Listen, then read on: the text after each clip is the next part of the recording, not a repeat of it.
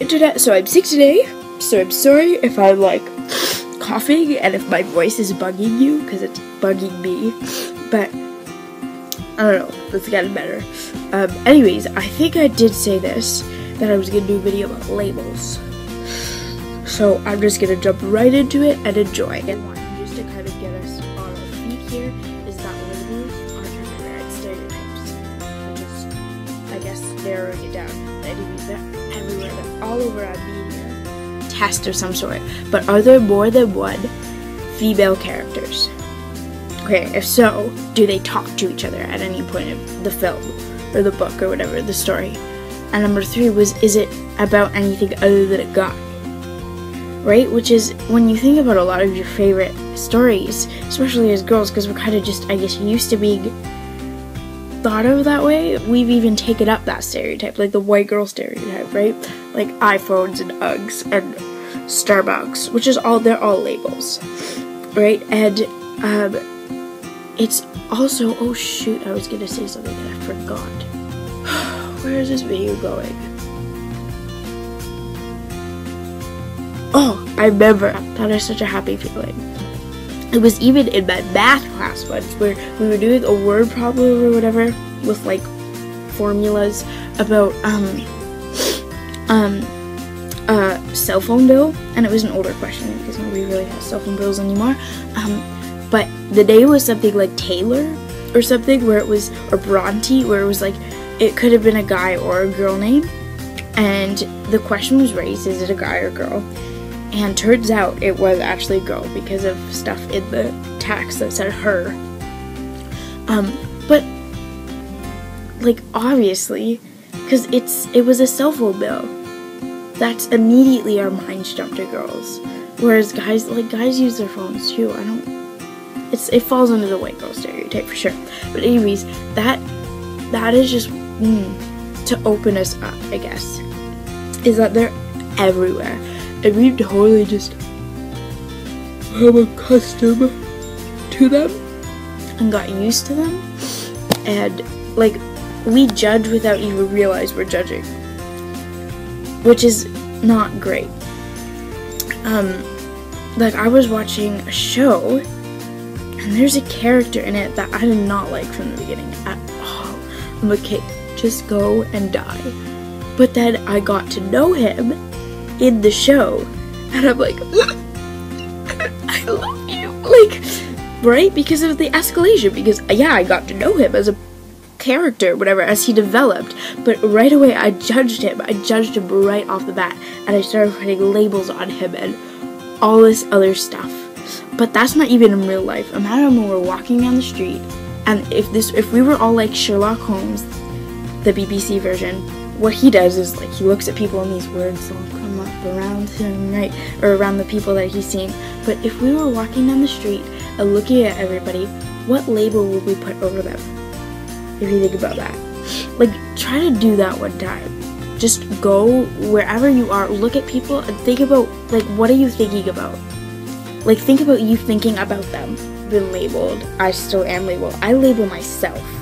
Which kind of brings us to our next thing. Not only do we label other people, but we as humans, as flawed people, find our own imperfections. Which is not good at all. Because that's where depression and anxiety and eating disorders and all of these terrible things that can actually end your life come into play. And that's where it starts, right? Is you're not satisfied with yourself, and that's because of labels. All the way. We start believing, not necessarily lies, but we start believing these labels that people put on us. And I'm not only talking about, oh, like, you're mean, or you're fat, or whatever, but when people compliment you, like, oh, you're so talented, you have this amazing ability, that you start looking down on other people, I guess, or you expect people to say something, or to watch you, or like to applaud you, or admire you, or inspire someone, right? Like, and these are all wonderful things, but when we like we as people, we feed off them sometimes. Hopefully I've gotten that across to a degree where you actually understand what I'm saying and I'm not just speaking gibberish. But not that labels aren't ever gonna exist, because they have to, right? Like I'm a human. That's a label. Okay. Like, labels will always be here. Negative and positive. They have to be. They have to be here. They have to be here. Because, like, I love it when people compliment me. I'm not gonna lie about that. Well, I don't love it, but, like, it's a nice feeling. But what am I doing with that nice feeling? What am I doing with that bad feeling? Well, in my opinion. But what am I doing with that anger? Or that, loathing? Or, well, I guess that's kind of the same thing. You know, that negative feeling, whatever it is, like, what am I using that to fuel? I have this feeling, and what am I using it to do? Do you follow? I feel like I'm being really unclear.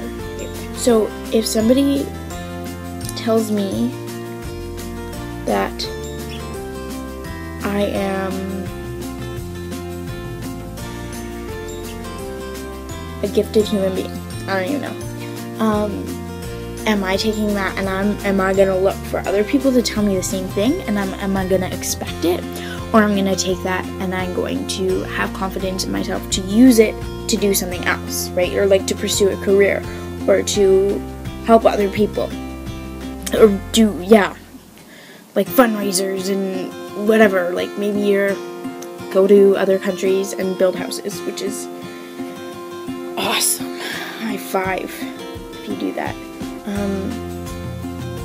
Yeah. So I guess that's it. Point of the video, kind of summing it up, being be aware of labels, and this is not to like try to get you to stop labeling people, because like you need, labels are needed. Labels are definitely needed to be in place. But yeah, just be aware of the effect it's gonna have on someone, and the effect that they have on you. So I think that's it. Be happy, stay beautiful, dream big, be strong. And I think I added another one in the last one, but I don't really care. Yeah, the end. Mwah.